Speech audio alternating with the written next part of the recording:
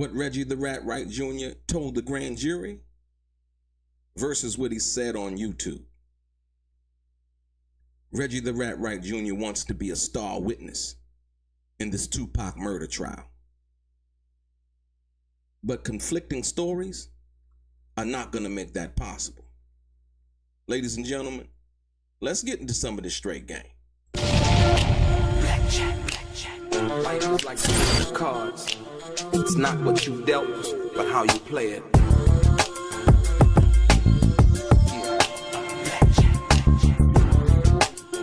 Play each situation correctly. I remember they used to laugh at a brother.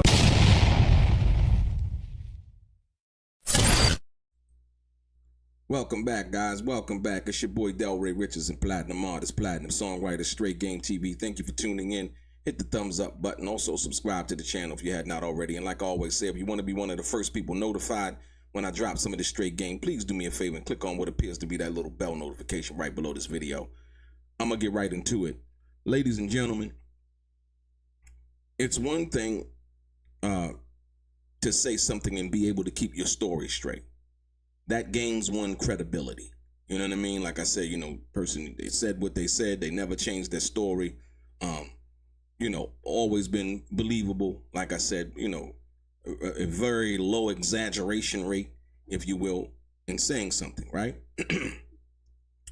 But ladies and gentlemen, I want to give you this because the grand jury testimony, I want you to understand that it's been disseminated not only through what the transcripts actually say, but it's been disseminated through other outlets, if you will. Listen to this. Wright said the feud escalated, with a member of Bad Boy Records pointing a gun at 2Pac Shakur at an awards show months before that shooting in Las Vegas. Wright said Keefe D was at that awards show with members of Bad Boy Records. That, coupled with the theft of the death row chain and then the MGM grand fight, caused things to come to a head that night in September of 1996 in Las Vegas. Prosecutors say it ended with the murder of 2Pac Shakur. Okay. So you heard it being reported that Reggie the Rat Wright Jr. talked about a member of Bad Boy pulling a gun on 2Pac, if you will, right? This was recently as 2023 in the grand jury being convened and all of those things. Also, you heard Reggie the Rat Wright Jr. also say that Keefe D was also there and allegedly providing security or whatever have you for Bad Boy Records, right? So at that Soul Train thing, though, Keefe D pulled a gun on you guys? He had a gun. He never pointed it. That's why he's still here today. Okay, he showed that he had one. He showed that he had one. And that's when I kept telling him, hey, don't raise that gun. Don't raise that gun. And then he kept it pointed down, then he just took off and run. And that's when Pop was running up, shoot him. Oh, that's what Pop was screaming?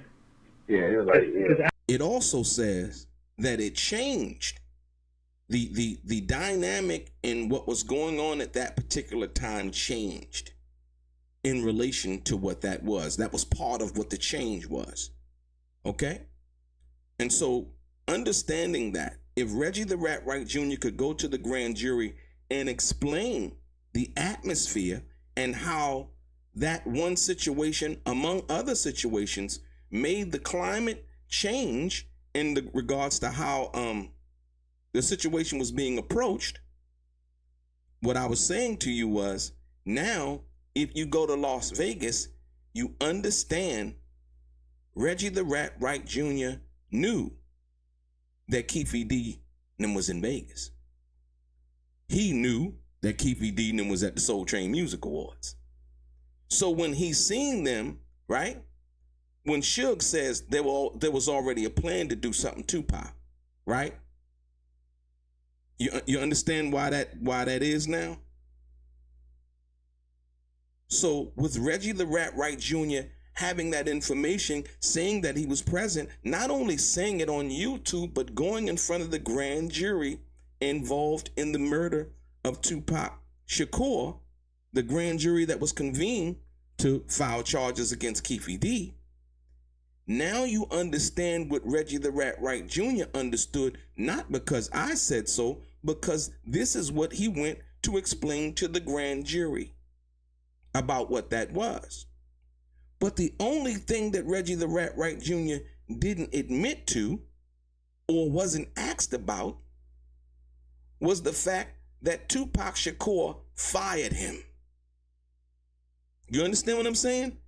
So because if you're dealing with all of these pertinent parts about what they want to know, and you want to tell, the grand jury, that would be something key that one would want to explain to them in regards to the situation and the climate as to what went on, right?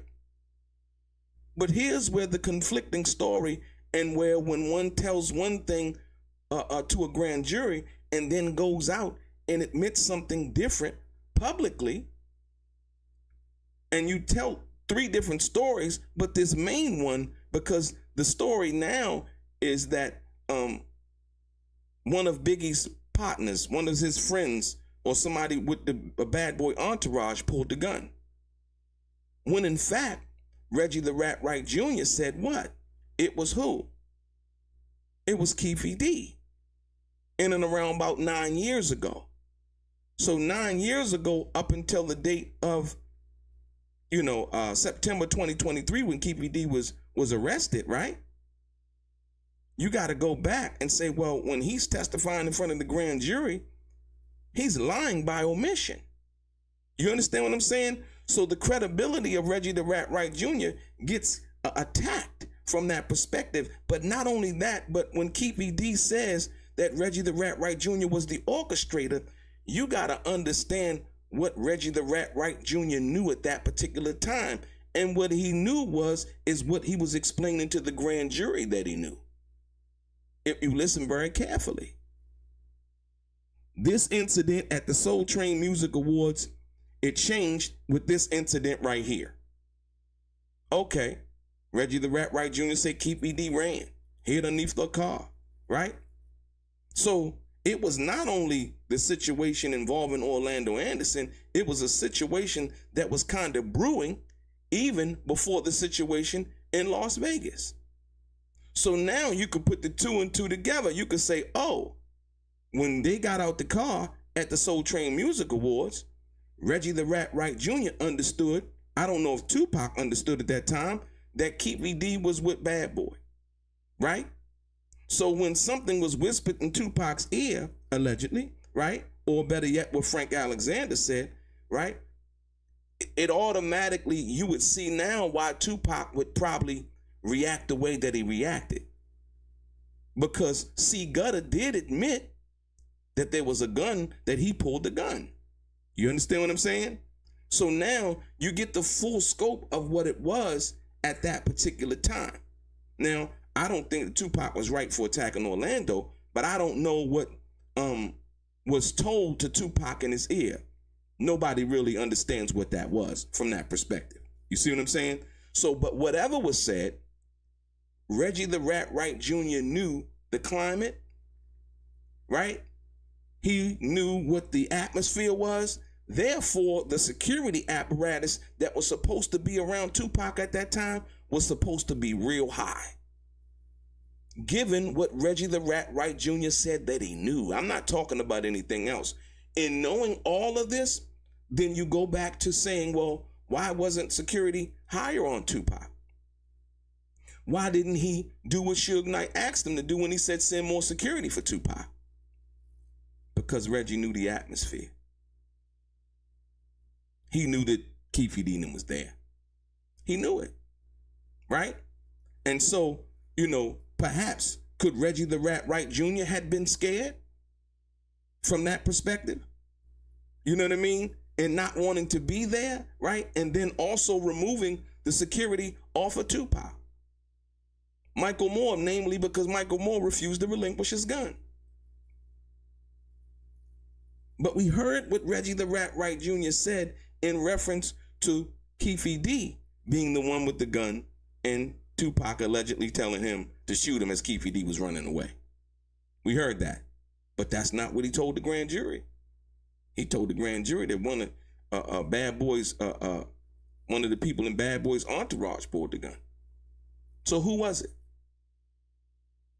And how could Reggie the Rat Wright Jr. naming Keefe D, what gang he was from and all of that at one time, get that mixed up with somebody he didn't even know at that particular time, which was somebody in Bad Boy's entourage? You see it?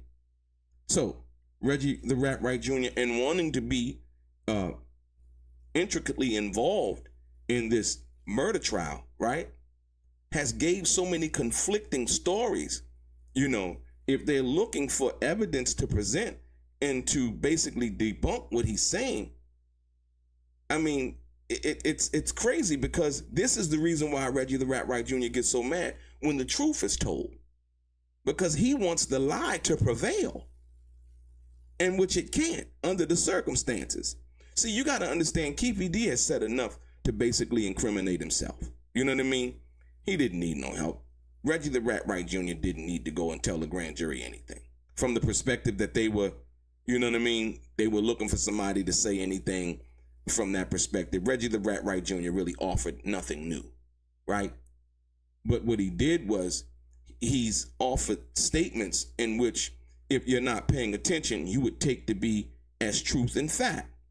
But if you did the research basically behind the history of what he's been saying, he's offered up conflicting statements, misrepresentations, and simple lies, if you will.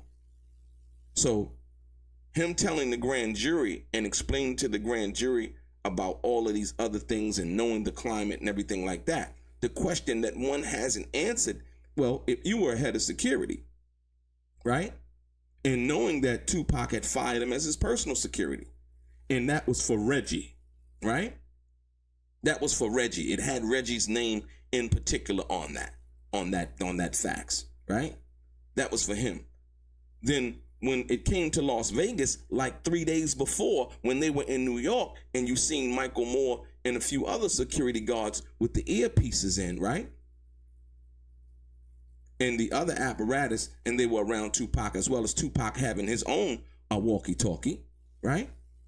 Why wasn't that same security, that level of security applied in Las Vegas, knowing what Reggie the Rat Wright Jr. claiming that he knew in regards to the Soul Train Music Awards and the gun being pulled, in regards to the hit 'em up situation and all of that, but more importantly, the Soul Train Music situation where he claims that guns were brandished. You understand that? Why didn't he have more security? 3 days before, New York security was tight, tighter than Fort Knox. But in Las Vegas, it was just Frank running around with him. Frank no radio, Frank no earpiece, Frank no telephone, Frank no cell phone, Frank no nothing. Right? Come on, y'all. Come on. You got to understand, and like I said, when you talk about the legal aspect, going and testifying in front of a grand jury is one thing. And then getting on this social media apparatus known as YouTube and saying these other things are totally another. So I want you to pay attention to that as this, debacle wears on, if you will. You know what I mean? A lot of people not really understanding, when somebody explaining, hey, but it escalated. So if it escalated and he claimed that he was, defending 2Pac and he, don't pull a gun and 2Pac says shoot him, which didn't happen, If he was alleging that then why wouldn't he basically have the security upped in Las Vegas, knowing the type of environment that Las Vegas is, knowing that behind the scenes he was working to get Michael Moore off of 2Pac, knowing that behind the scenes that he had already been informed that they couldn't carry guns, or he informed them not to carry guns. He knew all of this information, right? So like I said, when I tell you what I've been telling you guys for the past couple of years, that Reggie the Rat Wright Jr. is complicit in the death of 2Pac Shakur by the way of negligence, based on the foreknowledge of what he had, based on the fact that he didn't provide adequate security, based on the fact through causation, based on the fact that he didn't adhere to what his boss told him to do, send more security. He didn't do none of those things. And like I said, that recently Suge Knight, allegedly admitted that, yeah, that's what happened. But we didn't even need that from Reggie the Rat Wright Jr. to come back and try to get Suge to double back, try to record his conversation, and hopefully that Suge would walk that back. We heard what Suge Knight said originally when he made the first original statement. And that first original statement was, yeah. And that's why, like I said, I had two of the toughest guys for him, and Reggie pulled them off of me. And after it happened, I told him to send 5 guys from the club to there, and they never said nobody. your boy Delray, straight gang.